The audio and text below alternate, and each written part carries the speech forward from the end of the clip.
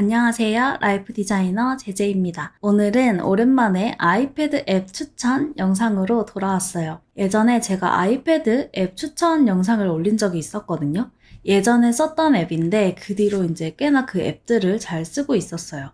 그러다가 최근에 조금 사용하는 앱들이 바뀌었는데 사용해보니까 너무 좋은 것 같아서 소개 영상을 찍어보려고 합니다. 사용 방법은 이제 올린 것도 있고 해서 오늘은 소개로만 구성을 해봤어요. 이번 앱들은 효율적으로 생산성을 이렇게 업 해주는 그런 앱들로 가지고 왔습니다. 이렇게 세 가지로 크게 나눠서 소개를 드릴 건데요.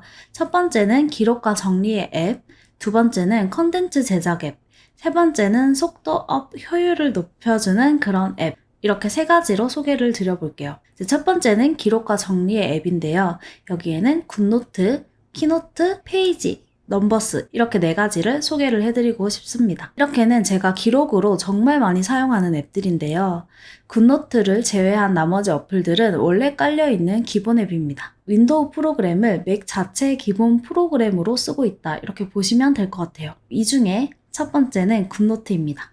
굿노트는 제일 많이 사용하는 게 아무래도 다이어리예요. 키노트로 다이어리를 제작을 하고 굿노트로 다이어리를 적는식으로 해서 사용을 많이 합니다. 이렇게 저는 하이퍼링크가 들어간 다이어리를 제작을 해서 사용 중인데요. 2023년식 다이어리는 제가 이제 무료 배포를 해놓은 게 있어서 여기 영상을 참고를 해주시면 되고 다이어리 제작법도 간단하게 올려놨었거든요. 그것도 참고를 해주시면 될 것 같은데 관련 영상은 모두 일단 댓글에 달아놓을게요.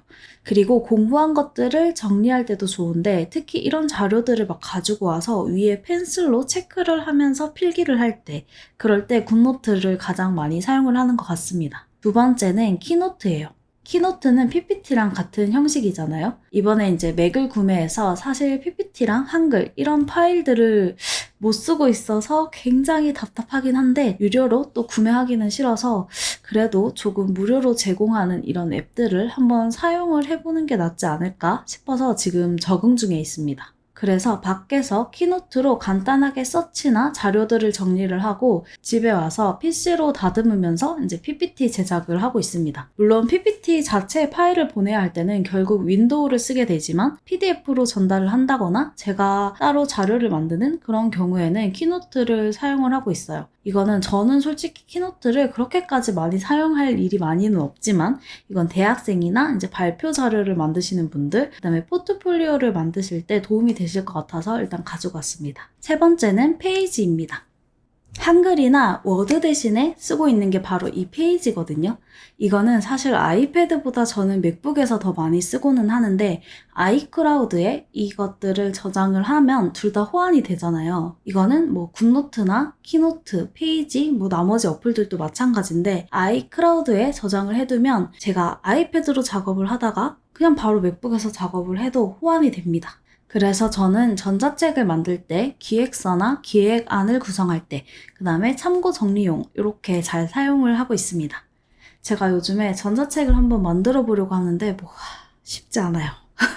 오래 걸릴 것 같고요. 어쨌든 페이지가 맥북에서 작업할 때 이렇게 링크를 붙이면 바로 동영상 삽입이 되거든요. 이 부분도 정말 좋았습니다. 그런데 이상하게 패드에서는 링크 붙여넣기가 안 되더라고요. 왜 그런지 아시는 분 있나요? 여튼 이게 서로의 의견을 조율할 때, 회의할 때 이제 같이 보면서 바로바로 피드백을 정리하기에는 또 이만한 게 없더라고요. 이것도 한글 자체의 파일로 전달을 또 해야 되는 서류 같은 경우는 결국 윈도우를 또 열어야 하긴 하지만 작업용으로는 한글 워드만큼이나 이게 편하다고 느껴졌어요. 네 번째는 넘버스입니다. 저는 아무래도 메인폰이 갤럭시다 보니까 스케줄 관리 중에 일정은 폰에 입력을 하고 굿노트로 다이어리에서 세부 일정이나 일적인 것들을 정리를 하고 있거든요. 그리고 원래는 메모 앱을 정말 잘 썼었는데 중요한 정보들이나 뭐 예를 들어서 좀 자주 잊어버리는 비밀번호라든지 뭐 하여튼 그때그때 아이디어를 정리하거나 생각나는 대로 이렇게 정리를 해야 될 때 콘티 짤 때 이 메모 앱을 정말 잘 쓰고 있었는데 메모 앱은 어떤 포맷을 만들고 좀 세밀하게 정리를 하기가 힘들잖아요. 그래서 쓰기 시작한 앱이 바로 넘버스라는 앱입니다. 이거는 엑셀과 같다고 보시면 돼요. 원래 제가 프리랜서 소득을 엑셀로 정리를 했었는데 맥북을 쓰다 보니까 맥북에 엑셀이 안 깔려 있잖아요. 자연스럽게 안 썼거든요. 그러다가 어느 순간 돈 관리가 너무 안 되는 것 같아서 넘버스로 간단하게 포맷을 만들어서 쓰고 있습니다. 이렇게 소득 정리, 지출 정리 이렇게 두 가지 나누어서 간단하게 쓰고 있고 엑셀처럼 계산을 하는 것도 되고요.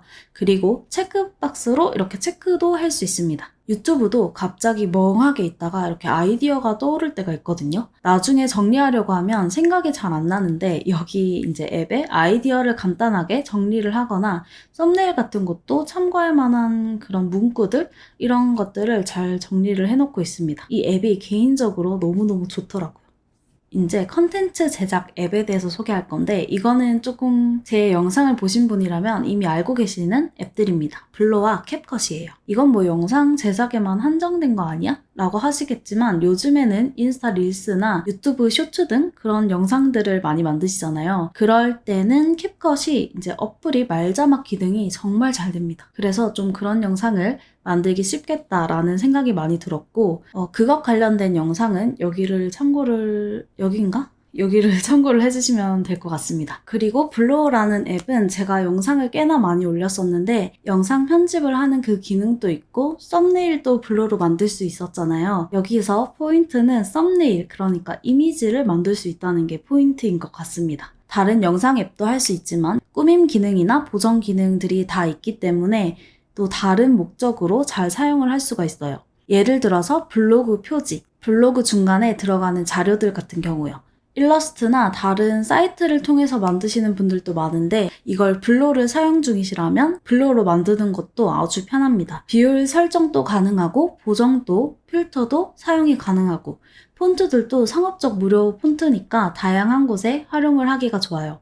저는 블로그 표지, 블로그 안에 들어가는 영상들도 블로로 제작을 많이 하는 편입니다. 이걸로 인스타도 한번 해볼까 봐요. 그리고 어떤 자료를 만들어야 될 때 이미지가 필요할 때도 블로와 텍스트 이런 것들을 잘 활용을 해서 또 사용할 수 있습니다. 마지막으로 속도 업, 효율을 높여주는 앱 바로 챗 GPT입니다. 이거는 제가 티스토리 쓸 때 언급한 적이 있었고 관련 영상도 참고를 해주세요. 저는 이 챗GPT를 어떻게 활용하고 있냐면 콘티를 짤 때 나는 이런 컨텐츠를 만들고 싶어. 콘티를 짜줘. 이렇게 하는 게 아니라 콘티를 짤 때 이제 대강적으로 내가 짜고 싶은 그 내용이 있을 거 아니에요?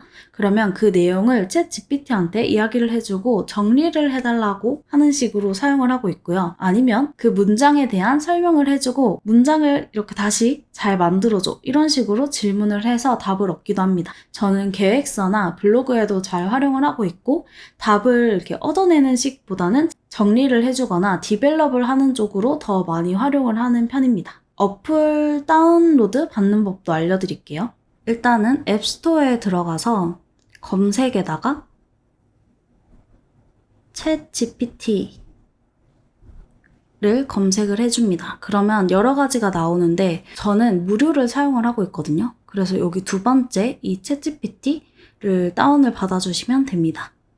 그러면 이렇게 어플이 생성이 되거든요.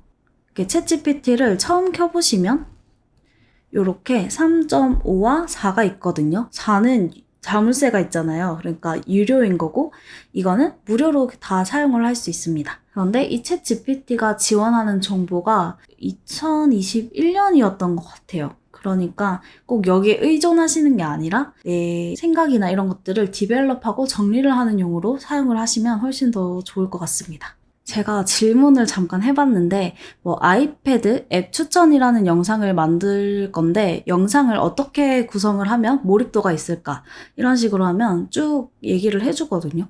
그러면 조금 더 짧게 추려줘 이렇게 하면 또 짧게 추려주기도 합니다. 그 다음에 사람들이 많이 사용하는 생산적인 아이패드 앱은 어떤 게 있을까 했을 때 저랑 생각이 조금 비슷한가를 좀 확인을 하기 위해서 이렇게 이런 앱들을 많이 사용한다 이렇게 답을 해주기도 합니다. 그리고 예를 들어서 나는 이번에 내가 목표를 세우고 달성하는 영상을 올리는 유튜브를 개설하려고 해. 혹시 추천해줄 만한 이름 있을까?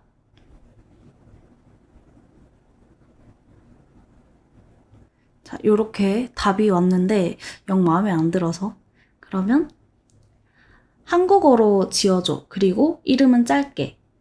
이런 식으로 이름 같은 것도 추천을 받을 수도 있고, 여기 중에서 또 마음에 드는 게 없으면 계속 질문을 해서 디벨롭을 할 수도 있습니다. 결국 뭐 이런 걸 정하는 건 나지만 여기에서 또 아이디어를 얻을 수도 있겠죠? 이렇게 제가 개인적으로 잘 쓰고 있는 앱들을 소개를 해드렸는데요. 오늘의 앱 추천은 생산성을 좀 업시켜줄 수 있는 그런 앱들로 가지고 와서 영상을 한번 제작을 해봤습니다. 이제 영상을 보시고 이 앱은 내 사용성에 잘 맞겠는데 하시는 앱들은 꼭 한번 써보셨으면 좋겠어요. 그러면 다음 영상에서 뵐게요.